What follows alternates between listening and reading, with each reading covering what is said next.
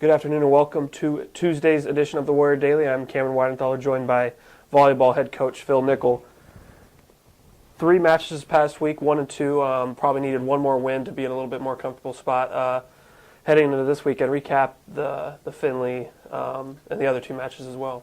Well, it was a tough week, like you said. And the frustrating thing is with all of them, had our chances to win, and that's where we've struggled, especially the second half of the season. We've put ourselves in position to win a number of times and have had a hard time closing that out. So, and the same thing with Finley. You know, we started out, I thought we played actually fairly decent against them, had our opportunities, just, like I said, couldn't put it away. And they're a good team. They've really gotten on a roll here the second half of the season, and they're playing pretty well. So, in order to beat them, you're going to have to play some good volleyball. And we did at times, but just not consistently enough. Went to Malone, our first ever trip to Malone on Friday, and came out really kind of flat the first game.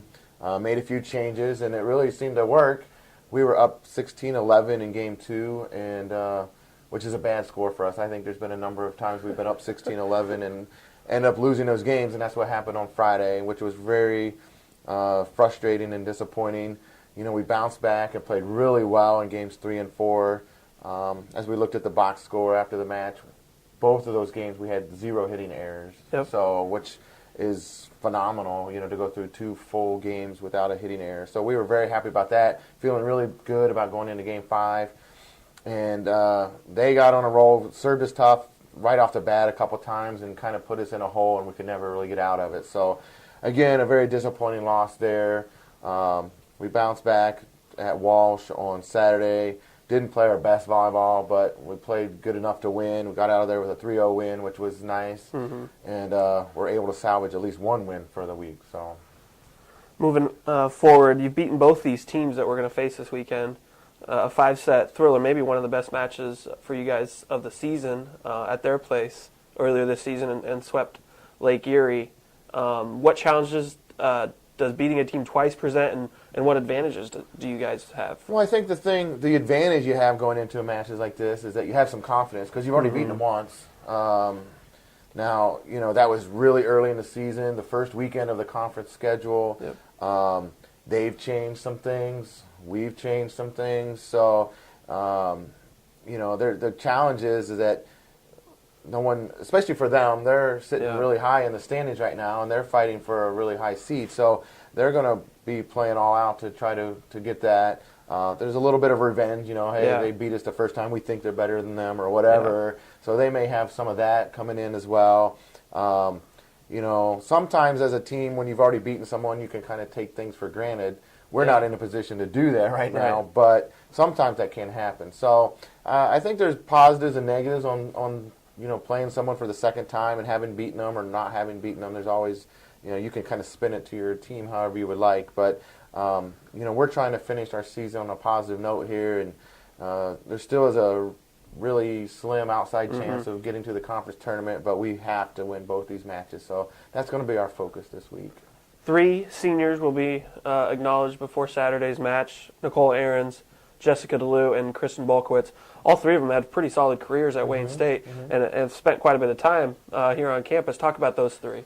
They've been a good group. That group, when they came in, there was, I think, 6 or 7 people in their class originally, and it's been whittled down to just 3. And even that, Nicole, unfortunately, has not been able to play the last 2 years. Had a really solid freshman and sophomore year. Yeah. And after her sophomore year, we decided to move her out of the middle to the right side, and she was starting to play really well. We were really excited about that, and then she ended up with a foot injury in preseason last year, and has had all kinds of issues trying to get that taken care of or healed up, and still isn't 100% healthy. So unfortunately, she hasn't been able to play, but had definitely been an important part of the program. Yeah. Jessica DeLue is kind of one of those players we talked about, like Maddie Kent a little bit last year, that does so much for the team that really never shows up on a stat sheet. One of my favorite people. She's one of the nicest people you'll ever meet. Such a sweetheart, and has done so much for this team, and will definitely be missed when she's gone. Because, like I said, you can't. what she does for the team, you can't really put in you can't really numbers zero or in on what she so, does. Yeah. Such an important part, though. And Kristen Balkowitz, obviously has been very successful in her playing career. Is having another really good year this year and has had to carry a really big load at times this year. Hers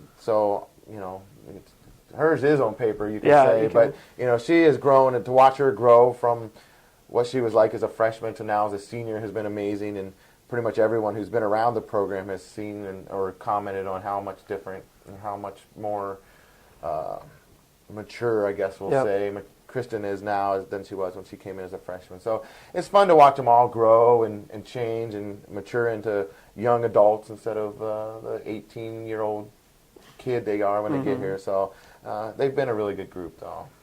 7 spots of the GLIAC tournament have been decided, and about I think 4 teams are fighting for that last one. And what's that pressure like? And obviously disappointing not being able to control your own destiny, but having to need outside help. What's that pressure like as a coach?